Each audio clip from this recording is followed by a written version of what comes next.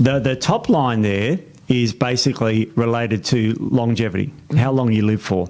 And you can see the average goes up the more sodium you eat. And the death rates, of course, is the complete opposite to that. Now, there is a sweet spot where the lines are as far apart as you can get. So the longest lived, less death. Yeah. And that is of sodium. Yeah, and we have to explain that salt and sodium, it's very different. Very different, yeah. Very different. Well, there's sodium in salt, but it's not entirely. Correct. And I'll explain that now. But sodium only makes up about 40% of salt. Yes. The rest, 60%, is chloride. Yeah. Yeah, the chloride ion. So it's all sodium chloride.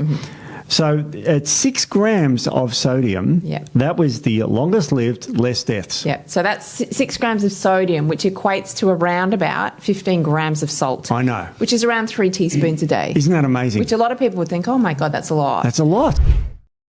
Hey guys, welcome to the ATP project. You're with your host, Steve-O and Nick. How are you? I'm good, how are you? I'm really good.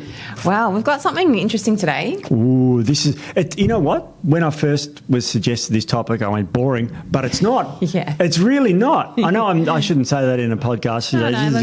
But it's like, today we're talking about salt and hydration. And I went, salt, sodium chloride, blah, blah, blah, and a few other minerals, electrolytes. But this is going to be fun because I've got some really interesting data here. We've got some controversial stuff to talk about salts. And I've got some scientific concepts I want to get across, which is what I love doing, nerdy stuff. And you're going to talk about interleukin something. And it's amazing what we're going to talk about today. So this will be fun. I'm looking forward to this. Yeah, so it should be pretty good. So I don't even know where we should even start. Well, let's start with the elephant in the room, salt. Yeah. Okay. Yeah. Now, salt is one of the most controversial topics, I think, in medicine and natural medicine. Now, I was watching MASH. Now, for those who don't watch MASH, because you know I'm like the old shows. You do, yeah. And Colonel Potter had high blood pressure, right? Yes. And he was going to get kicked out of the army if his blood pressure didn't drop. Yeah. And so Hawkeye, the Dr. Hawkeye, Benjamin Franklin Pierce, that's well now, said, well, you've got to cut out on fags, stress and coffee and salt to reduce your blood pressure. And so salts, and this was set in 1951, this show, during the Korean War, the last 3 years, and the show went for 8 years, by the way. Yes. But salt and blood pressure and heart disease and everything else has been around forever and a day, and we've got recommendations from our government that are wrong. And I'm going to say it. I don't agree with them. Yes. Now, you're a practitioner, you're a naturopath, Nicole Brown Naturopathy, Google you, look you up, you're in practice. Do you care about salt? No, not particularly. Look, no, I shouldn't say I don't care about salt. I don't focus on salt. I mean, I don't think I've ever said to somebody, you need to reduce your sodium intake. I think I've ever said that. No. And that is hugely controversial because we are natural medicine. We love our minerals. We're trained in minerals. And this is really interesting because salt has had a bad rap. Now, I'm going to go and say why it's had a bad rap now. And that is because salt is correlated, not caused, but correlated with refined foods. Yes. Is McDonald's bad for you? Yes. Is it high in sodium? Yes. Oh, okay. Salt's bad. What about potato chips? High in salt, bad for you. But is it the salt or is it the trans fats or is it this? It is, and data has to weed these things out and have to separate them out. So is it like if I put some salt on my broccoli, is that bad? Or those salty nuts that we eat? Yeah. You know, loads of them. It's like, I don't care about sodium. No, I don't. I personally use a lot of salt. I salt a lot, my food a lot. I know you do as well. Yeah. So no issues with that. So we're going to debunk some myths. And I think we start with salt and we look at the elephant in the room, which is sodium intake. And you know, let's say you eat a lot of salt. And you eat, say, low amounts of salt. The bottom line is we can talk about hypertension, which we will. Yeah. And we'll talk about longevity. So this is an anti-aging thing. And we'll talk about some other things like cancer down the track with salt. So very interesting. But what we know is that with heart disease, and I'll start there, is the data, and this is a letter to the editor published in the American Journal of Hypertension. Okay? So it's all about hypertension, which is high blood pressure. The data show a U-shaped association with sodium, which is salt, intake, and cardiovascular disease and mortality. U-shaped. And this is where nerds like me come in and go, what is a U-shape? What is a U-shape, Steve? Well, everyone knows what a U-shape is. And for those who are watching, I'm going to put up a graphic. It's somewhere here. We got too many papers, Steve. No, I haven't As got always. it's a really interesting. I've got these rings, but I've got a U-shaped relationship here, which is right here. And I've got a lot of data points on it. So this is a U-shape. I'm just holding it up in front of the camera. For those who are just listening, it's the shape of a capital U, right? Real simple. Yeah. So you got the y-axis, which is the one that goes up and down, is, say, in this case, hypertension or death rates, whatever you want to call it. And along the bottom, you've got the amount of sodium you eat, okay? So it goes like a U shape. So halfway along the graph, there's the bottom of the U, right? Yep. And we know what the bottom of the U is. We were talking about it earlier. We're not going to repeat We're not that. gonna repeat that. But the bottom of the U is in the middle of the graph, like a U is. And that level is where you get low heart disease, low hypertension, whatever you're measuring, and that's the amount of salt we've got to eat, where it's at the bottom of the graph. So look at those U shapes, and that is actually, you'll see, and that's what it is by sodium and cardiovascular and mortality, which is death. So U shape. So it's not low, it's not high, because they're bad. They're at the top of the U's, right? Yep. If you can remember that, I'm trying to, for the people listening, I'm drawing U, which is Trying to terrible. describe it. Yeah. So low sodium, you get high rates of hypertension. Yeah. And high sodium, you get high rates of hypertension. But at the bottom there is U. Now, where is that magical number we'll talk about there? Yeah. But I want you to talk about a study called the Framingham Heart Study, which has been going for, I don't know how many years, decades. I think since when I was born. Yeah. It's been going on forever. Yeah, it has. And the Framingham Heart Study, which is, and there's all these offshoots from it, and it's in a town called Framingham. Surprise, surprise. Ironic, yes. Now you've got some data from a sodium. The Framingham study, and then there's a Framingham offshoot study, which is the Framingham offspring study. So this is now the offspring of the people who were in the original study. That's how long that this has been going on for. Very long. So the original one was heart disease and heart conditions and things like that. So there is a researcher called Dr. Lynn Moore. So she's an associate professor of medicine at Boston University School of Medicine in Massachusetts. That's where Major Charles Emerson Winchester III went on MASH. God, look at that. He went to Boston. We always connect the dots, Steve. Sorry, go on, I interrupted there. So her and her team conducted this study, and they took data. They collected data from the study, should I say, from 2,632 men and women aged between 30 and 64. Okay. Who were part of the Framingham Offspring Study. Yep.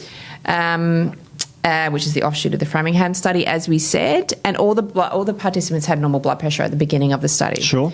So over a 16-year period follow-up, so it's a pretty long study, from the start of the trial, the participants that consumed under 2,500 milligrams of sodium a day had higher blood pressure than those who consumed higher levels of sodium. So, and then there's something called a J-shaped relationship, which is similar to a U, obviously, that showed that the cardiovascular risk was greater in the low and the high. Yes. Exactly what you said. Yeah. So, so that's just another example of, the sodium that we take in, and we will talk about the sweet spot of sodium. Sweet spot. And the sweet spot's going to surprise you. Well, not you, because I showed you the study earlier. No, it doesn't surprise me. No, but it'll surprise a lot of people. Yeah. Let's get to that, and then we can work back from there. Yeah. Okay, now let's go. The Framingham study, by the way, they account for variables. Yes. Okay, so it's called a longitudinal study, but this is a really longer longitudinal study. But it's called a longitudinal study where you follow a group of people throughout their lives, and as I said, it's been going on for decades. Yeah. Now, what you do is you stratify the data. Now, what that means is they account for people who, say, for example, smoke. Yes. That clearly causes heart disease, and those sorts of things. They account for trans fats and account for all the risk factors, and that's why they can isolate sodium. Yes. So that's a really interesting study. Now, this study is a little bit broader and a little bit more interesting in a way, because what they did in this study was they looked at 181 countries worldwide. So just a small study. Probably almost all of them. I don't know how many countries there are, but someone will know. But the 181 is pretty, included Australia. Yeah. And they looked at these and they said, okay, let's see how much sodium they intake and their life expectancy and their all causes of death, okay, which is pretty cool. So the title of the paper, like this, is called Sodium Intake, Life Expectancy and All-Cause Mortality. And it's published in the European Society of Cardiology, a massive journal overseas. So it's a big journal. And what they found was, and I'll get to the dose in a sec, they found our observation of sodium intake correlating positively with life expectancy and inversely with all-cause death worldwide. So what does that mean, correlation? Correlation doesn't mean causation, but it correlates. So in other words, the more sodium someone had, the longer they lived. Yep. Okay? Yep. So that's and the more sodium they had, inversely with all cause, so the less they died. Yes. Okay. So if you're, and hopefully you're not, but if you're listening to this podcast, you may know that we've done salt podcasts in the past years ago. But salt's not the big enemy, because if it was, it'd be killing people. That's right. Okay. Exactly, yes. It's the total opposite. So very interesting. And the conclusion was this data are observational and should not be used for the basic nutritional interventions, because you look for interventional studies. But it's very difficult. Oh my God, there's 195 countries. So not far off, Not which is far 110. So it's missed 85 countries. 181. 181. 181 countries. So it's only missed 4 countries. I wonder what the 4 countries... Not 4 countries, Nick. Did you say 185? 95. Oh, 195. Sorry. So it missed, I don't ever listen too much to what Matt says, so that's probably it missed 14 countries, and I'm just looking at the graph which ones it missed. It missed Greenland. Oh, well... And what's that? Oh, that's the Captain Sea. Oh, okay, so it's not that. There's a white thing. I mean, that's the sea, yeah. There's a few countries that missed. There's one country in Europe that missed, and little ones there. Okay, so I don't know which one. So anyway, we can say majority of the world. So I'm putting this up to the camera as a raw data thing now. It looks all these dots and lines and holy shit. Yeah. But as you see, the top line there is basically related to longevity, how long you live for. And you can see the average goes up the more sodium you eat. And the death rates, of course, is the complete opposite to that. Okay? So that's sort of the data I'm showing up here. For those who are watching, you can see that. Now, there is a sweet spot where the lines are as far apart as you can get. So the longest lived, less death. Yeah. And that is of sodium. Yeah, and we have to explain that salt and sodium, it's very different. Very different, yeah. Very different. Well, there's sodium in salt, but it's not entirely. Correct. And I'll explain that now. But sodium only makes up about 40% of salt. Yes. The rest, 60%, is chloride. Yeah. Yeah, the chloride ion. So it's all sodium chloride. So at 6 grams of sodium, that was the longest lived, less deaths. Yeah, so that's 6 grams of sodium, which equates to around about 15 grams of salt. I know. Which is around 3 teaspoons a day. Isn't that amazing? Which a lot of people would think, oh my God, that's a lot. That's a lot. But I mean, I think I would probably come close to that. I do use a lot of salt. And it even gets more remarkable, this graph here, because they've got the recommendations from the different heart institutes. And I'll read the first one out, because this is the American Heart Association. Now, for those who listen to my podcast, I'm not a fan of these organisations. I'll be honest with you, I am not a fan. Now, this recommendation recommends 1.5 grams of sodium a day. And at that level, your average life expectancy is less than 50. Wow, really? So 1.5 grams of sodium a day. Yep, I'm dead. Yeah. Wow. No, and again. So that's a quarter of what we think is exactly. Ideal. Yeah. Australia is at 2. Really? Remember, 6 is our longest lived, less death. Yep. Now, again, you can argue with this, but the reason is because this is stratifying for sodium, because it takes into account that. So, look, as I said, if you want to eat a high sodium diet, it can be healthy or it can be shitty. Yeah. You can have a lot of McDonald's every day, lots of salt with chips, and that's unhealthy. Yep. But if you have salt and nuts or salt on your vegetables and that, okay. Yep. Salt on your meat, it's fine. Yep. So it depends, we're trying to just isolate actual sodium molecules here. Yeah. So isn't that fascinating? Yeah, I think 6 grams. That would surprise a lot of people. And at 6 grams, you live over 70. The graph's not super accurate, but you live a lot longer. Yeah. The countries with the highest sodium, as us, Australia. Yeah. And, and we've also got one of the highest lifespans. So, so is, of course, America. So, yeah, very interesting. I wonder what they measured the sodium. I mean, I'm looking at sodium on a whole, because the standard American diet, standard Australian diet, they'd be having a lot of processed foods in getting their salt intake through that, I'd imagine, is why we're so high in sodium. Because, obviously the population I see, they're quite up on all their health and their healthy diets and things like that. But the majority of people do have a lot of processed foods. Oh, yeah. So, and I think that's where a lot of the problem lies, and a lot of the studies done is on the people following a SAD diet. So, as you said, they're having the saturated fats, they're having the refined carbohydrates with all these foods that are high in sodium. It's not really the sodium that's the issue, it's the foods that the sodium is in. Correct. So, and that's where I think the lines became blurred. So everyone's like, "Oh, salt is bad." It's not bad. It's like everything. It's all dose dependent. Yep. So it's dose dependent, and it's a U-shaped. Yeah. So another graph I want to show you in this one is basically a very simple healthy life expectancy versus sodium. It just goes up. Yeah. It's called a linear relationship. Yeah. The more sodium, the longer you live. Yeah. And I mean, we can argue. We can say, no, it gets to a point, and it does get to a point. It That does. point is 6. So that's what we're talking about. Yeah. Death rates, all-cause mortality is inversely linear. Goes down. The more salt, the more you die. Less you die. Salt, yeah. Less you die. Yeah. Whew, very interesting. So that's a very interesting. So it's all about U-shape. So it gets to a point where you can have too much salt, and that's very bad. Yeah. And that's what this is going on. Now salt is a very interesting. Now, while we're on our heart, I want to mention this study. And this is called the estimated. Now we know people with AF, don't we? We do. Very Atrial close fibrillation. personal family member. Yeah. I've got a close personal with. I know a family member and a friend's father that's got this. So it's very common. Actually, I can probably say this. My father's got it. Okay. So rapid AF is atrial fibrillation, which is where the heart floods. And the dangers with that is it can throw clots, and you can therefore get a clot and heart attack and stroke. So people with atrial fibrillation or rapid heartbeat usually take blood thinners and aspirin or something like that. Okay, so there's a study published here that says the estimated salt intake and the risk of atrial fibrillation in a prospective community-based cohorted group of people. It's published in 2020 in this study. And it's published in the Journal of Internal Medicine, so another big journal here.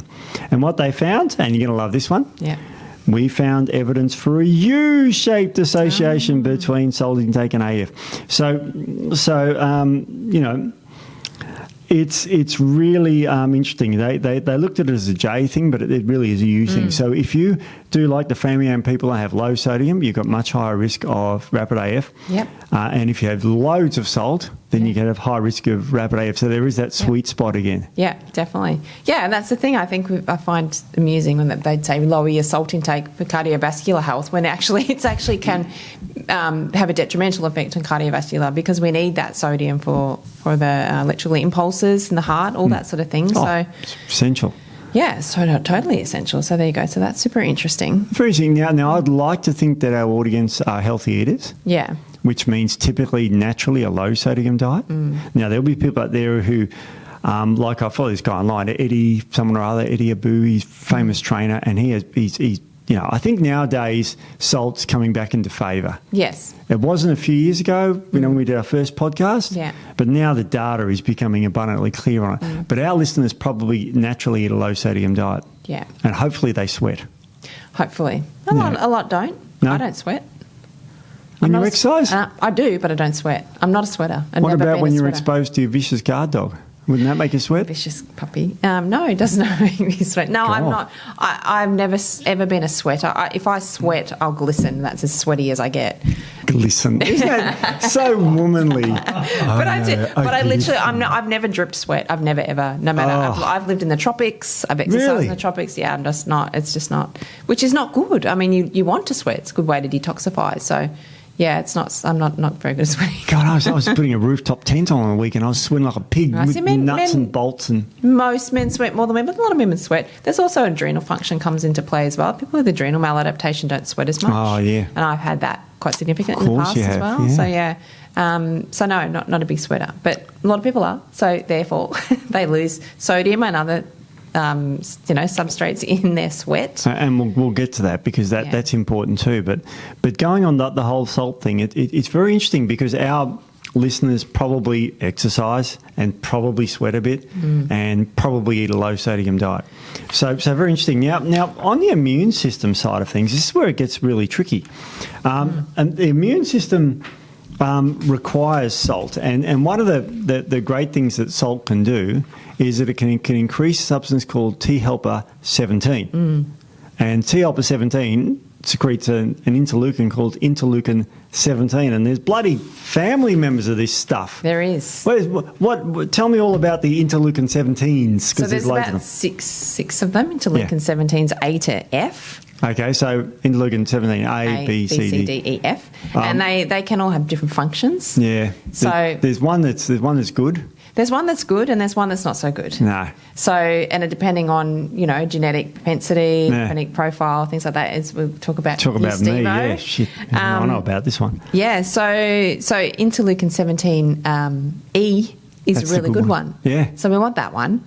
So that one induces apoptosis, which is programmed cell death, which we want. We want cell death. We better explain that, because that sounds like we want to kill people. Well, I mean, your cells get to a certain point, a certain age, and then they become non-functional. We've talked about this in the past too. Yeah. And they can, if they don't die, they can then continue to grow, and then that becomes a cancer. That's a tumour. And we have they can become senescent, which means that they don't really have a function. And we've talked about the zombie cells. Right. So they go around and just infect other cells, and then they all become zombie cells. So we want to have programmed cell death. So that means we have good turnover. So we're always, producing healthy cells, and then they're dying off when they're supposed to, and we're regenerating. So good, we want that. So induces apoptosis and decreases tumour growth. So because we're killing off those cells that need to be killed off. So that's a really beneficial impact. Right. Some of the other ones, helps with fungal infections, bacterial infections, improves the mucosal barrier. Yep. So we have some good benefits. And then on the other side, so we have the interleukin 17A. Ugh. Tell me about that one. What does that do? So that one induces proliferation, which means it can support tumour growth. Yep. Right. And it's very bad for people with autoimmune diseases, Steve. I know. So you know all about that. This is the shit. Very bad for people with ankylosing spondylitis. I know. That's a shit of one. Someone that had that doesn't have it anymore. Psoriasis, psoriatic arthritis, inflammatory bowel disease, things like that. So there are people. And that's why I don't know if everyone who has autoimmune disease knows this. And actually, I tell a lie, because I said at the start I don't ever tell anyone to go low sodium diet. But someone that has an autoimmune condition, I say, watch your sodium intake. Yes. Yeah. You don't want it to be too high or too low. Too high. But you really want it to be optimal. Absolutely. Yeah. And we'll get to exercise and that. What if you exercise later? But the reason why I don't worry about sodium is because I exercise and I do sweat a lot. I ran 12 Ks this morning. Yeah. Is that all, Steve? And 12. That's long enough. Shit. Just tough work on the road. It was nice this morning because there was no clouds and it was cool. But, we're in the hot weather. You literally come back wet. No, it's stupid idea. Crazy. Stupid idea. So it's very interesting that there's this sodium, and that's interesting about all the different interleukins. Yeah, really interesting. Now, let's say you're on a high salt diet, like you're eating Maccas every day and you're having salt. There's a beautiful graph here that you've printed out here, a beautiful colour graph on the three organs that it affects. Firstly, the heart and the blood vessels and the kidneys. And they all definitely cause problems. Yeah. Now, when you said before about low sodium diets, that is different because that activates the renin system in the body, which increases blood pressure. Yeah, that's right. And that's why you might have heard of those ACE inhibitors. Have you ever heard of those? ACE inhibitors inhibit that pathway, so you drop your blood pressure. Yeah. Angiotensin's the one you don't want, particularly angiotensin 2, and that's increased on a high sodium diet. And it's really interesting because, again, people with high blood pressure generally don't have the most optimal diet. No, that's true. So again, they're not having a lot of fruit and vegetables, a lot of them. There's other reasons for high blood pressure, obviously high stress, that type of thing. But potassium comes into play. So we have something called a sodium potassium pump. Yep. There's a reason that sodium and potassium pair together. So what's high in potassium fruits, vegetables, things And like nuts. that. And nuts. And nuts. My nuts are really high in potassium too. Are they, Steve? Yeah, you should see them. I have seen them. No, the label on them, I mean. Don't be Yes, cheeky. I know. I've seen the amount of sodium in them on the label. So if you're having a lot of high potassium foods Yep. with your sodium, then that, again, it's like everything in the body, it's a balance. It is. So there's a seesaw effect, all that sort of thing. So potassium helps. So potassium's a diuretic. So sodium can retain water. Potassium is a diuretic. So if you're getting a healthy diet and you're getting your fruits and vegetables in there, then the sodium becomes less of a problem. So people that have high blood pressure, as we said, generally are having more processed foods, fast foods, highly refined foods, things like that, and less fruit and vegetables. So rather than just dropping your sodium, perhaps change your diet to a healthier diet and a more balanced diet, and then that's going to help to improve your blood pressure. Look, we've rabbited on about eating more fruits and vegetables and nuts and seeds and all these sort of things. This is another reason to do that. Yeah, because of the potassium in there. Yeah. And bananas are classically high in potassium. Yeah, they are. So they're very, very good. And of course, potassium and sodium is low in bananas and fruits and vegetables. Yeah. So if you're having a lot of fruits, vegetables, nuts and seeds and those sort of things, you can tolerate more sodium is what you're That's saying. right. Yeah, 100%. True. 100%. So high sodium contracts the heart more and squishes the blood vessels and all that. We know that. Yeah. But what is a high sodium diet? And we've elaborated what that is.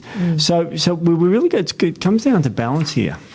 And I've got another U-shaped graph here which talks about balance, and it's what they call an inverse U shape. And I'm holding this up, and it's like a mountain, we'll call it. Can you see the shape of a mountain? Yeah, see pretty that? much, yeah. Yeah. So what that does is that here you've got problems. Rocket ship. Sorry, Rocket that's just me ship. going back to my play school days. Oh. Was that Mr. Squiggle on the rocket ship? I remember rockets. I remember Mr. Didn't he live Squiggle. in a spaceship and they put his hat down, his nose stuck out? Oh, his nose was made of pencil, wasn't it? Yeah, it was a pencil nose, yeah. Sorry, Too many I years. digress. That was in the black and white TV days for me. No, it was colour. I think it was in colour. Was it? Yeah. Well, not on my TV. Not on your TV, It was Steve, a bit no. dodgy back in those days. Sorry, I don't know why I did that. Just It's fun. I had a It's so childhood funny memory. because back in those days, the show was on at 4 o'clock or whatever it was, something after school. But that's the only time it was on. Now you stream and click I know. and Yeah, Netflix. you had to be home a certain time to watch TV shows back in our day.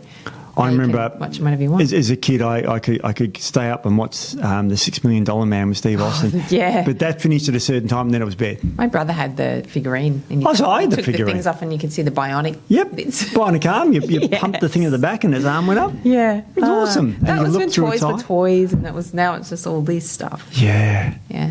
I think Anyway. kids miss out. So this is a rocket ship shape. Jeez. Yes. Now, it's got two red things around the side there. It looks like something else, actually, from the back. One of them on one side says mania, which you're too maniac. Yeah. And the other side is too depressed. Yeah. So it's funny because mania is when you're too over the top and you're nuts. You're really over the top. And depression is like too apathetic. The optimal thing is right at the tip of the mountain. Okay, but you look at the sides of the thing. So The mountain, yes. and they're the areas where it says suboptimal. Yeah. Okay, the optimal part's right at the tip. Yeah. Okay, At the top of the that's where you curve, want yes, to be. that's right. That's where you want to be. Yes. So, people are in depression and people who are manic are off to the sides. Yeah. But optimally, that's where you want. So if you think of the U as being that shape, Yeah. where it's hanging down, Yeah. that's the optimal part. Yeah. So that's another thing. And people understand mania and depression because they're polar opposites. In fact, bipolar is when you're from there to there to there Yeah. to there, and that's bipolar, bi two. So interesting. I better get rid of that graph before Yeah, you no. guys What was the cry. point of that graph, Steve? Oh, you were explaining a U A U shape. Okay. U shape. So we want to be in the optimal level here. And this Yeah. is where we want 6 grams of sodium a day. Yes. Okay? Yeah. This will be 2 grams of sodium. This will be 10 grams of sodium. Yeah. So we want to be in the optimal level. Yes. For For longevity. For longevity. For longevity, yeah. Who doesn't And there's want- always variables we have to talk Yep. about, variables, that sort of thing. But yeah, for longevity, 6 grams a day. Yeah, that's when the sodium. less disease occurs. Yeah. So very interesting. So why why are we talking about sodium? And that's because I think a lot of our people listening to us are probably have a low sodium diet. Yeah. Which is a problem because it's U-shaped. Yeah. Because that's one side, the other side problem. Yep. So if you're in that group, you could be not eating enough sodium because you're having not too many fresh fruits and vegetables, but you're not having enough sodium. Not enough so not adding sodium. And I think we've talked about this in another podcast. Yep. You know, when we're trying to get people to eat healthier, and we say ditch the sauces and all the things that people put on them. And we did say if you just start adding salt, you'd be surprised the flavour that comes out in your food. So I always salt my vegetables, always. And the flavour that comes out of them is amazing. So, so a lot of people do avoid the salt for that reason. And I have had clients that say, I don't have much salt in my diet. I'm like, no, maybe you need to increase that. Well, maybe you should. Because what we know is that there are 3 electrolytes that are mainly lost during sweat. Mm-hmm. And here's a study that they measured the sweat off people. Can you believe that? I don't want that job. They put patches all over their body and they got them to sweat. And look what minerals come off. So we've got, excuse me, we've got 3 minerals. We've got sodium, chlorine and potassium. Mm-hmm. Now look at the minerals that are coming off. The big one in the middle is chlorine. Yep. And sodium is also very high amounts. Yeah. Sodium chloride. Not chlorine. Oh, yeah, chlorine is the gas. Unless they're a swimmer, they might get a lot of sodium. I love chlorine is Cl2, which is the gas. This is Cl minus, which is when you add an electron onto it. Yeah. And that's how it exists in nature. Chlorine gas doesn't exist in nature because it's reactive. That's right. And it's from the group of chemicals called the halides. Yes. This is the alkyne earths. So anyway, so sodium... So you can tell I'm a chemist. I just I know, love all it always this comes shit. out, Steve. So you lose sodium and chlorine. So one thing you can do to help, and there's a lot of supplements out now that have salt, like Gatorade, which was developed in the 60s. So it's a little bit dated now. But there's a big story about Gatorade I heard on it. Go for it. Well, I don't know the entire story. Make it up. But lie. Because it's so science-based. No, it's very high in carbohydrate. Which isn't very good for rehydration. No. It's good for energy, but not rehydration. And there's a reason that it's higher in carbohydrate. Look, I heard the story. I don't know it so completely, but they initially had a artificial sweetener in there just to give it sweetness, and it was a good balance. So it was originally given for the Gators, wasn't it? The Florida Gators. The Florida Gators, which is a football team in America. Which is how Gatorade came about. And then it got sold to Quaker Oats, apparently. Oh, Quaker Oats. Yeah. And then at the same time, there was a thing that came out about artificial sweeteners causing cancer and all that sort of thing. So they said, we have to replace that with sugars. So then they upped the carbohydrate content with sugars to make it taste good because they couldn't use the artificial sweeteners. Oh. So now it's quite high in carbohydrates, which isn't overly good for rehydration. No. So we don't want to have too high carbs. So that's the story about Gatorade. I hope I didn't completely butcher that, but that's the bones of it. Bones of it. And so during our sweat, we lose a lot of... So again, our listeners are probably sweating a lot, because they do go to the gym a lot. Mm-hmm. So combine that with a low sodium diet. Now, you're going to wonder how much sodium people lost in milligrams if they did high intensity exercise for 90 minutes, right? Mm-hmm. So this is not unusual. My run this morning was about 90 minutes. Yeah. So I would have lost sodium, and then this is moderate exercise, not high, because I only did moderate exercise. You lose 1.5 grams or 1,500 milligrams of sodium just in that exercise alone. Wow. So a quarter of the daily intake of what we think is optimal. Our optimal intake. Yeah, our optimal intake. And worse than that, you lose the same amount of chlorine, but it's a higher amount because it's a heavier molecule. Chloride. But the same, chloride, that's right. Because chlorine's a chemist thing, yeah. That's right, so chloride. Now, compare that to potassium, and potassium you lose bugger all. Yeah. You look at the graph, so you can see the tiny little bit of potassium there. Yeah, not it's much. Short little stumpy bar thing there. Yeah. But the big bars are the sodium chloride. So salt is extraordinarily important because if you can lose over 2 grams of the chlorine or the chlorine, the chloride ion, then you're really, really, you can be very low in sodium chloride for very quickly. 90 minutes of exercise. My run this morning, I would have lost a total of, and I'm adding these amount up because you add sodium plus chloride, I would have lost about 3.5 grams of salt. Wow, that's a lot, isn't it? That's almost a tablespoon in 90 minutes. Yeah. Moderate Now, these people go, but I do high intensity. Well, it'd be more. It'd be more, yeah. So I lost just this morning, lost that out of my sweat. Forget the urine and all the other the poopies, you lose it too. Poof, breath, all that sort of thing, you can lose a bit. Yeah. So I mean, so if you're going to only have what's recommended, then you're depleted. You're depleted. Yeah. So try and ignore those government recommendations, please. Yeah. Because that's scary low. Yeah. So and you got to remember, you got to get through the rest of your day, and you need sodium and chlorine for. Well, that's it, and I think you see a lot of people getting around with their bottles of water, and they're drinking a lot of water throughout the day, right? Yeah. So, and I have had clients, and I'm sure that you've heard of people say, I drink so much water all day, but I'm still thirsty. Yes. And I pee continually. My pee's clear, so I'm obviously hydrated. But why am I so thirsty? So you're not actually hydrated. So if you're thirsty, so your body has a way of telling you, hey, we need water. We're dehydrated. One of them is thirst. So okay, so I need some water. So if you're drinking all this water, but you have no sodium, then your body will just excrete it. It won't absorb it. So you need a little bit of sodium to open sort of the gates to sort of allow that absorption to occur, in a little bit of glucose as well, a little bit. Yeah. But if that's why people say you put a little pinch of salt in your water and you'll absorb a lot better. Yeah. So somebody that's drinking, a lot of water and they're thirsty, and I have had clients in the past that are drinking I had one client was drinking 16 litres of water a day, which is almost verging on toxicity. That's a litre an hour for waking hour. Yeah. A litre. It's sort of out of control, but still thirsty all the time. So she was not absorbing any of that water. And, and people say, but I'm peeing clear. Well, of course you're peeing clear because you've dialed, your body's just it's just getting rid of it straight away. So that's when you need to look at your electrolyte balance. You need to look at your sodium intake, adding a little bit of salt into your water throughout the day. So you can, there's different types of electrolytes. You can get ones for exercise that have, a bit higher in sodium, maybe have a bit more glucose in them. And then, people who just throughout the day want to be well hydrated, they're less sodium, maybe not as much or if any glucose, and that's going to help you absorb your water a lot better. So that's a big thing for people who are, everyone's getting around these big containers and drinking all day.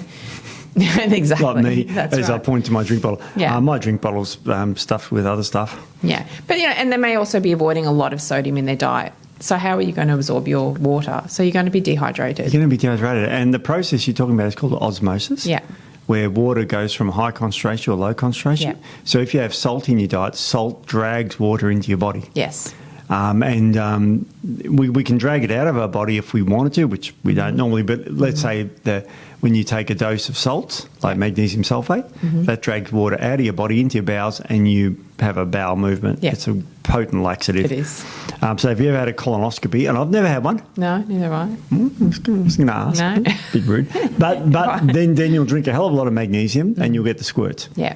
And that's horrific. But yeah, so isn't that interesting? You're losing so much sodium and so much salt, like a teaspoon in 90 minutes. Yeah, it's and that's just moderate exercise. Now we live in the tropics here. This morning was nice. It was cool. Yeah. But when I run, in the last few months, it's horrible. Oh, I would lose way more sodium. Yeah, the weather's not ideal. So you need to rehydrate with. It's not just like rehydrate, drink water. It's not as simple as that. So it's quite remarkable. And do you want to know where the most you lose the most salt in the body? Where? Your forehead. Feet. Oh, your forehead. I was going to say feet. I don't know why. Feet. People with sweaty feet. I don't know. They didn't put. No, they didn't. They didn't measure the feet. They didn't measure feet. Also, the scapula, which is the back of the back. That's weird too. There you go. Wow, I didn't know that. That's where you lose most of your sodium. There you go. There you go. There you go. That was in your study. So isn't that very interesting? Yeah. So you're going to lose like a teaspoon just doing your morning session probably. Yeah. Nick. Yes, Steve. All men are created equally. You remember that saying? Remember that from 1957? You would have been around then. Totally, Steve. Totally, yeah. Totally. No. But are all salts created equally? Well, this is a good question because we actually did a lot of research on all the different salts because we were going to do a podcast on all the salts and what's the best salt to have. But when we looked at it, all the research, we really couldn't find much of a difference between any of them. So 95% sodium minor chloride. differences, but pretty much all the same. So there wasn't a lot really that had a lot more benefit than any of the others. So yeah, we can't really say that the salts were anything that's better than the other. What I will say though is table salt, because it bleached. So it's not the actual salt, it's what they put with it. So table salt's not great, so it can be bleached, to have a bleaching agent in it. And there's iodized salt, so if anyone is being careful with iodine intake, then that's something to be wary of. But then your natural salts have iodine, but lower levels. And it's well balanced with all the other minerals. So overall, there's not a lot of difference. There isn't. I have lake salt. So, yeah, I do have lake salt, and sometimes Celtic sea salt occasionally, but they're what I generally stick to. But yeah, even your Himalayan, it's fine, and with I think it's been discussed many times in the podcast in the past that the orange is actually just iron ore. Yeah, iron ore. Yep. So it's not actually nutritionally better. No, it's than anything else, But bugger all, and mostly sodium chloride, which is what we're talking about. And that's what the human body needs. And you've got to remember that salt exists and it's very soluble. Whenever sodium mixes with any other element, sodium nitrate or any other sodiums, it becomes very soluble. So it'll always end up in the river systems and in the water. Now, Himalayan sea salt, did we know that Himalaya, does everyone know the Himalayas used to be underwater? Maybe not. I don't know. Now. They do now. If you look at the top of the Himalayas, like top of K2 and the top of Everest, then that used to be at the bottom of the ocean. Yeah. But as tectonic plates move and push, as people are listening, my hands are moving together and pushing up. That's how mountain ranges are, and that's why Mount Everest is still growing. Yeah. I think it's about 2.4 centimetres a year. Okay. I remember that because the Earth, the moon is moving away from the Earth at 2.8 centimetres a year. Is it? Something like that. Oh, I didn't know that. Yeah. Oh, yeah. It used to be really close. I didn't. Actually, it used to be a part of the Earth. Well, that's and then it true. got smashed into That's about 4 billion years ago. No, I was just doing that movie? Dr. Evil. Dr. Evil is billion. You remember he doesn't know about. So sodium chloride, sodiums are soluble, so they'll end up in the water systems. So usually you'll get that out of the sea salt and that sort of thing. Yeah. Now sodium is a metal. When it's in its natural form. And I remember one of my early chemistry classes where we got a tiny bit of sodium metal. It was kept in this jar with under oil, and you put it in water and it exploded. Oh, you and your bombs, Steve. Making your bombs. Because, God, I'm sure there'll be a video of this, but if you throw sodium in water, it reacts and forms sodium oxide and dissolves. Yep. And the after effect of that is hydrogen gas.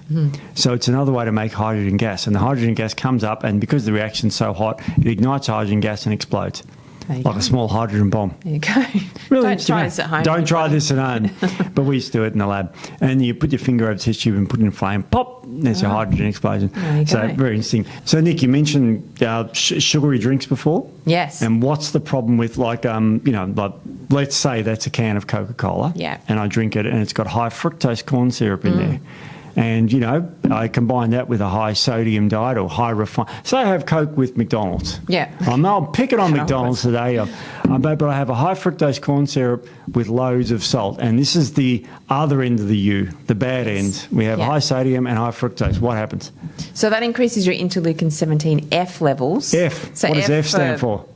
Fail. Yes, it does. It does. Yeah. Fail. Not good. It's not good. It's the bad one. Yeah. So your glucose, your fructose, will push that up. So, but do you know what can counteract that, Steve? What? Tell me. Cinnamon and turmeric. Wow. Okay. So interleukin-17F drives cancers. Yep. Is turmeric anti-cancer? It is anti-cancer. Oh. Yeah. And the sugars cause problems. What does cinnamon do to sugar? Well, it helps balance your blood sugars. Oh, so we're seeing how we're bringing herbal medicine in here. Yeah. So an aqueous extract of cinnamon and turmeric was shown to decrease interleukin-17F. Yes. Now, aqueous is water. So in other words, if you cook with turmeric and cook with cinnamon or have it in your diet, just have it somewhere, it's going to downregulate the interleukin-17F, the bad one, the fail one. I called it something else earlier. You did call Can't it say something that else. on the Can't say podcast. that on the podcast. But it starts with F too. Yes. And that's a good way to remember that those two herbs are great to incorporate in your diet to help regulate the typical sugars that people encounter, and also if you're having a lot of salt, it can help negate the negative effects of that. Yeah, so exactly. Getting those things in your diet are extraordinarily beneficial for your health. Yeah, which we've talked about many times for lots of different reasons. I mean, those herbs in themselves, we could go on forever. But if you have a high sodium diet, and I'm talking about high sodium, too much refined food, it also drives cancer cells. Yeah. So I've got a paper here. And they call it a double-edged sword. It's called Cancer Salt Nostalgia is the name of the paper. I thought, this is interesting. I've got to read this one. So this is published in Cancer Salt. Oh, no, Cells 2021. I was reading the title again. Cells is a pretty renowned journal. So if you have a low-salt diet, it can lead to cancers, but a high-salt diet can also lead to cancers as well. So they call it salt stress if you have too much salt. So this is when you have all those refined foods, not enough potassium, as you said, and you're doing everything wrong. Yeah. It drives up cancer. So we're not saying that you need to have as much salt as you possibly can, and that's the end of the story. It's balance. It's not a never-ending quota. No. So like we said, there's a balance, but I mean, 6 grams of sodium, I think, would be surprising to a lot of people. So 15 grams of salt. Exactly. People might think a lot. But, we have to say that's somebody that's having a whole foods diet. No refined foods, no processed foods, things like that. So their salt is purely coming from, salting natural foods. So that's the difference between that and processed foods. Exactly right. Yeah. And that's what we're aiming for here. We're not talking to the people who are having McDonald's every day, because we don't, stop it. Yes. Just stop That's it. not going to help your longevity. We could anyway. go, there's 10 reasons to stop it, but it's just bad. Okay. So what we're talking to are the people that are having a whole healthy diet with plenty of vegetables, fruits, salads, nuts, seeds, legumes, meats, fish, eggs, these sort of things. You can add salt to that, up to 6 grams a day of sodium or 15 grams of salt, and that doesn't seem to cause you harm. If you don't have any pre-existing conditions, we have to say, all that sort of thing. If in doubt, see your practitioner. Yes. I mean, it's remarkable, and also we're talking to the people who are actually exercising a lot too. Yeah. So, and one more thing about the exercise thing is there are a couple of other minerals that are involved in exercise too. Zinc and magnesium. Yes. And here's a paper from Dr. Richard Kreider from 2004. Right. And what this does is that shows that zinc and magnesium supplementation during training is something you could be thinking about depending on your individuals. So it's another couple of minerals that you just need to be aware of. That's a separate podcast. Totally separate podcast. That's like another zinc and magnesium thing. So, Steve. Yeah. So someone says to me, so how much should I drink a day? Should I drink 8 glasses of water a day? Because that's what they say the recommendation is, right? It certainly depends. I mean, doesn't it? Like if you go stupid run like I do, you probably drink more. But if you're not going on a stupid run... Well, that's it. And I think that whole recommendation of 8 glasses... Well, the recommendations of 8 glasses of water a day hasn't come from any scientifically backed research evidence to show that this is exactly what we have to have. It's just evolved. So the 8 glasses of water a day is really not an accurate thing.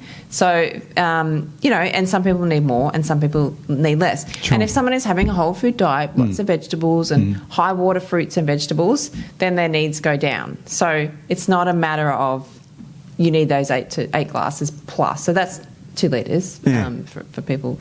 So 2 litres plus. So some people say, well, I have 3 litres a day, which is great. So if everything's working well, if you're not retaining water, if you're not peeing a lot and still thirsty, that sort of thing, then obviously you're doing quite well. But you have to look for those little signs. Or if you, it can go on the colour of your urine as well, for the most part. But if you're drinking a lot and peeing clear and still thirsty, that's a different matter. It's just going straight through you. So, the darker your urine is, obviously, the less hydrated you are. So that can be a bit of a key. And if you wake up and you pee really dark, some people pee really dark in the morning, then they haven't hydrated well the day before. Yeah, true. So that's something to be aware of as well. Look at what your pee's like in the morning. So those types of things, obviously the thirst factor is part of that as well. But the 8 glasses a day is not scientifically backed. Yeah, so... Not at all. No. The other thing is, and to sort of finish up there, I want to ask you a question. I think I told you the answer to this, but I don't want.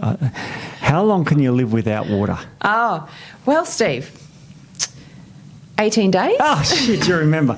Oh, yeah, exactly. I mean, yeah, there was and look, this is not scientific. I read it on the internet, but there was a guy in Austria who was locked up and forgotten about for 18 days. Yeah. He was locked in a cell, 18-year-old, and he lived for 18 days without water, and he was found, quote, near death. Which I'm so shocked. 'Cause I honestly thought it was about 3 days.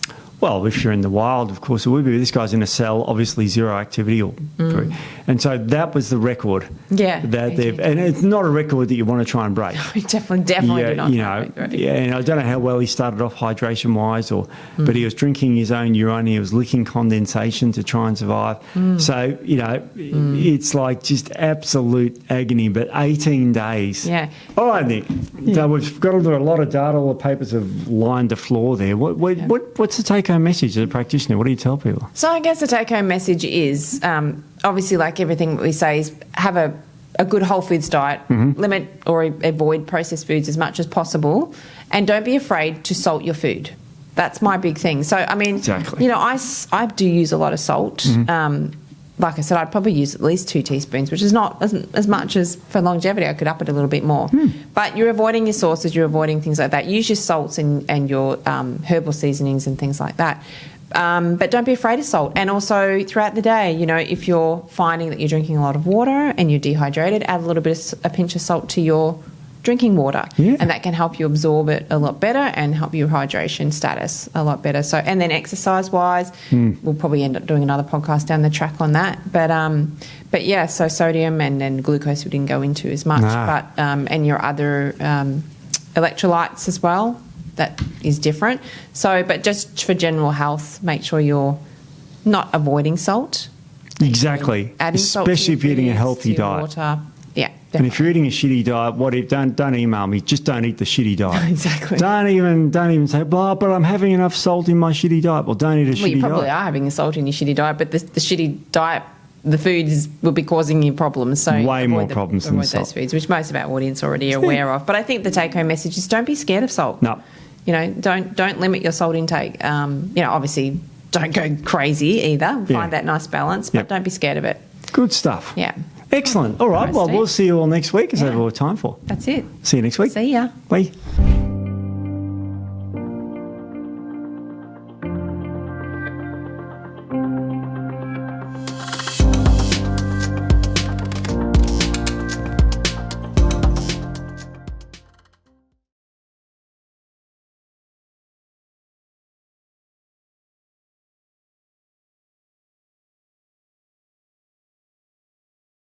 Which is what you want. So, Nick, Matt's laughing, Steve. Matt's laughing. Let's just ignore the voice. All right, let's try and ignore the room. Oh yeah, good point. Thanks, Steve.